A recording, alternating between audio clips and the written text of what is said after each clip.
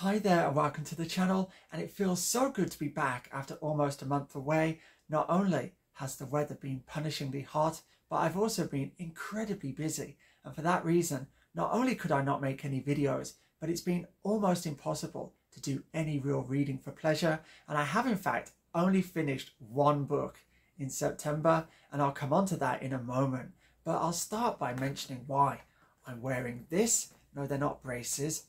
It is in fact a lanyard, because today, as part of my busy month, I attended an academic conference, and so there I am, Jason Kennedy, and this was the 10th Asian conference on Deleuze and Guattari studies. And here I have the brochure or the catalogue, Technology and Life. They always put technology in the title of these things, despite them being organised by the Department of the Humanities. My wife did make the good point, why don't they put literature? And then she said, well, if they put literature, nobody would come. Actually, it was fairly sparsely attended, the English-speaking panels at any rate, so I more or less had a theatre to myself today, and I got in some much-needed shut-eye while the last presenter was speaking. But there we are, Technology and Life. One more event ticked off. I get a little bit of course credit for going to that, and I also received course credit for a talk on Wednesday. If you follow my community posts, you'll already know that I went along to hear a Malaysian Indian gentleman, Malachi Edwin Vethimana. Here's his latest book, Have I Got Something to Tell You? He gave a talk for an hour. It was academic in tone, as one would expect. He is also a professor, but he also had readings from this book, and they were quite entertaining actually. And when he'd finished, he sold some of his copies that he had in his backpack, and I went forward and got one, and he was a great guy actually. You'll be able to see the photo there in the corner of me and him posing, and I just want to show you, he did duly dedicate this to the disappointed man, although he seems to have spelled disappointed wrong, so it rather resembles dissipated man, which I think could be an equally good alternate name for the channel. Here, to the dissipated man, cheers Edwin. Okay, I'll read this in October if I can find time and talk about it, but there we have it.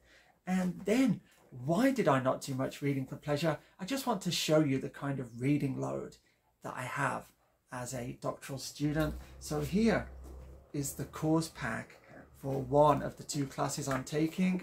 So it's 700 pages or so, and as you can see, reproduced in microscopic type. And so this is a considerable undertaking. It's about 100 pages at least each week, and it's dense material for the most part. Interesting, some of it is, but it does really soak up a lot of time. And then my other class on comparative literature, this one is about art, I should have said that. The one on comparative literature here is 4 weeks of reading for this class. It's just endless articles. Let me see.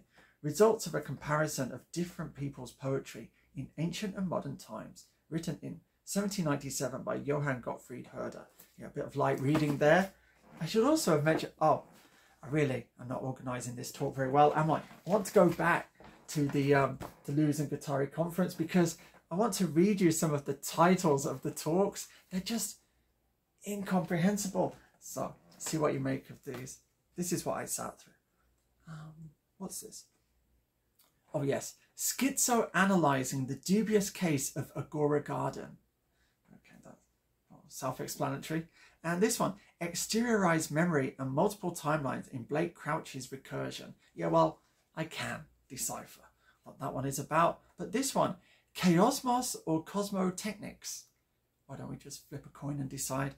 And Technology, Anxiety and Politics in Japanese Mecha Science Fiction. Oh yes, I did watch this gentleman. He was from England, going through this. Machinic Gravities as both constraint and a possibility space for new Earths and peoples. He did just rather seem to love Japanese anime and to have worked out some way of incorporating it into his academic work. Yeah, real fanboy there. And what's this one? One more. Revisiting Brain is the Screen, Deleuze's Cora and Cerebral Cinema. Yeah. the promise of artificial intimacy, mediated becoming and effective capitalism in Spike Jonze's Her. Oh, this is a good one at the end. Reinventing space-time resistance, a philosophical interrogation, no less, of the rise of vlogging in the Philippines. Oh, extremely specific. So, yeah, that is what you have to sit through when you go to these academic conferences, at least if they're on Deleuze and Guattari. Okay, where were we? Yes, my reading for pleasure. Let's not forget that. And actually, it wasn't very pleasurable. In truth, I read these 8 ghost tales by Muriel Spark, covered by Man Ray, published by New Directions. It's a nicely produced book, as all of their stuff is, but the stories themselves are just terrible. There was only one good one, the first one. Actually, they got steadily worse as you read on, so I think the publisher was kind of wise to the weakness of the content and front-loaded it, as I believe it's termed. So the first one, The Girl I Left Behind Me, yeah, that was quite good. It lays a false trail, which I have to admit, I really felt rather proud about identifying. So I was congratulating myself on having predicted how the story would end, only to discover, to my astonishment, it ending in a quite different way. And then I was like, oh, Muriel Spark, you really got me there. But the stuff that came afterwards here was just hopeless. If you do want to read these ghost stories, you can get all of them anyway inside this book. All of the stories of Muriel Spark, which I picked up a little later, also published by New Directions. But here you get like 50 or so, and they're just dotted throughout there. And some of the other ones, the non-ghost ones, are pretty good in truth. All right, the next thing, rather different again, and that is I've been reading a really terrible novel, actually. It's Colm Tóibín. I'm not sure how you pronounce his name with all those accents there. The Blackwater Lightship, and it does say it was shortlisted for the 1999 Booker Prize, which pretty much telling you it's rubbish. And yeah, I read the first part in English, but what happened later, I got this for free, I should say. I wouldn't have bought this. I picked it up for free, walking through the department one day. But I happened upon, months later, a Chinese translation of it. Okay, so making use of this discovery, and this was only like 99 NT, just a few dollars.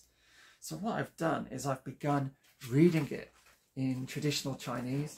So here we have it all marked up with my notes, and occasionally, if I wish, I can sort of go back and refer to the original and compare that with the translation. So the idea is, as you may have already guessed, to greatly improve my Chinese reading skills. And in this endeavor, I have the services at my disposal of the greatest Chinese teacher in Taiwan, my wife, who wishes me to note that "我的太太真是个好女人."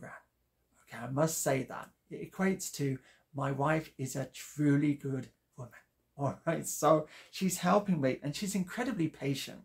She could really be a very good teacher, and I'm learning just everyday language, because there's a lot of dialogue in this novel. So it's just stuff like she nodded her head, or she said to him, or half asleep, half awake, all this kind of stuff.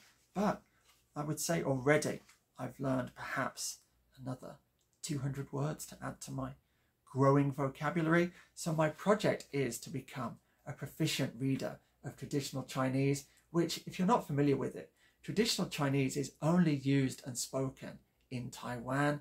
In China, they use simplified Chinese. So what they do is, as the name suggests, they take characters and basically simplify them, which is considered a kind of heresy here in Taiwan. So Taiwan is the only place in the world with an immersive environment for those who wish to learn traditional Chinese. So that is what I am doing. I'm also using the Bopomofo, the sort of alphabet that guides you how to pronounce Chinese words. So I'm really making a thorough job of this, and I'll keep you posted with my progress as the year goes on. So not a great book, but proving highly useful. And for that reason, this is going to be my book of the month, actually, for this month, despite only having read, what is it, about 20 pages in traditional Chinese. Now, what next? Yes, So this was also reading for pleasure, although I am making lots of notes as I go because I'm trying to inform myself on the contours of Roman history, but I haven't finished this book. It's slow going. It is Livy's The Early History of Rome. I did mention in a previous video about getting into the great books just how good this is. Yes, I'm really enjoying it. And I've just hit the point in the history of the Roman Republic when Coriolanus takes the stage, and his story covers 8 pages or so. And then to supplement that, I'm reading Coriolanus's entry in Plutarch's Parallel Lives. I'm not sure really why they call it Plutarch's Lives.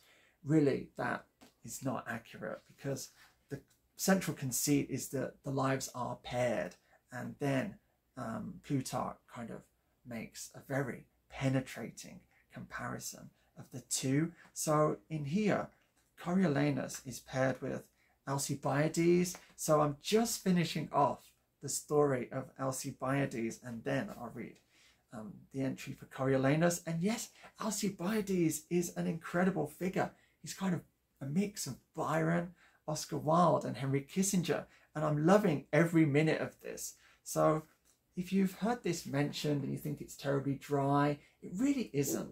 This is a really fantastically interesting book, and this translation is basically that of Dryden, whose translation of the Aeneid I've really been enjoying. And I also have to just reiterate that Livy is incredibly stimulating and fun to read. I'm sort of 150 pages or so into what is a 400 page or so book. I'm absolutely loving this, and I'm loving this. Now, I did read another short extract. Oh, I just want to show you. As soon as I finish reading about Coriolanus, I'll move on to the Shakespeare play, which is based upon Plutarch's life of the self-same. Okay, now I did read one more excerpt, and that was in this huge Norton anthology of Western literature. And in here, what I picked out, and I think it was because of a mention of him in a paper I was reading, but it's a section of Augustine's Confessions. And it deals with his boyhood. When was it written? 354 to 430 are the dates for Augustine. And wow, this was just so compelling. Just speaks, oh sorry, there's not really much point in showing you this book other than to show you that it's presented in columns and the writing is fairly small, so you do need reading glasses. The paper, however, does receive the pencil very well, so it's fine for note making, as it should be when it's produced primarily for students. And so yeah, Augustine's boyhood was just really enjoyable. And what was this? I've just made a note here. Let me see what I've noted. Oh yes, he mentions that the Lord numbers the hairs on our head. And that just reminded me of Daniel Paul Schraber's Memoirs of My Nervous Illness, where he's talking about all the little men who are like hairs on his head and who sort of slide down his nose and dance around. So that was quite amusing there. And what is this? Oh, he talks about being forced to memorize the wanderings of Aeneas. So he's having to remember the Aeneid, and whoever he was, which I thought was quite funny. He said, Aeneas, whoever he was, while forgetting my own wanderings, and to weep for the death of Dido, who killed herself for love, while bearing dry-eyed my own pitiful state, in that among these studies I was becoming dead to you, O God, my life. So he seems to rather have a downer on being required to memorize sections of the Aeneid, but later you realize that he absolutely does love Virgil too. So you do find there's sort of some interesting contrasts going on as he develops. Oh, there's a reference here. What have I put? Genet and De Quincey. Why did I pick those up? Oh yes, it's a reference to murder. So murder is one of my sort of literary interests. And would any man commit a murder for no cause, for the sheer delight of murdering? The thing would be incredible. Well, Augustine, you really should read Genet and De Quincey, because they would enlighten you greatly upon this topic. And what do we have here? Oh, his comments upon tragedy. He's a student at Carthage at this time. And then there's all the love for his mother as well in here, which was really engaging, really moving as well. What's this? Oh, this one reminded me of Thomas Bernhard. It was about a group of friends who decide to kind of abandon society and go and start their own little community. We'd almost decided to seek a life of peace away from the throng of men. Yeah, there's a Thomas Bernhard story in The Rest is Slander. It's up there somewhere. Where is it? I can't see it offhand, but it's rather similar. And Robert Louis Stevenson too, in Travels with a Donkey in the Ceval, also mentions a similar kind of project. Yeah, Shelley had the same idea too. So I'm just fascinated by these little coincidences, as it were. So Augustine's Confessions, and I found a copy of the full book yesterday on a mission to the local used bookstores. So I think I'm pretty much done with my reading for this month.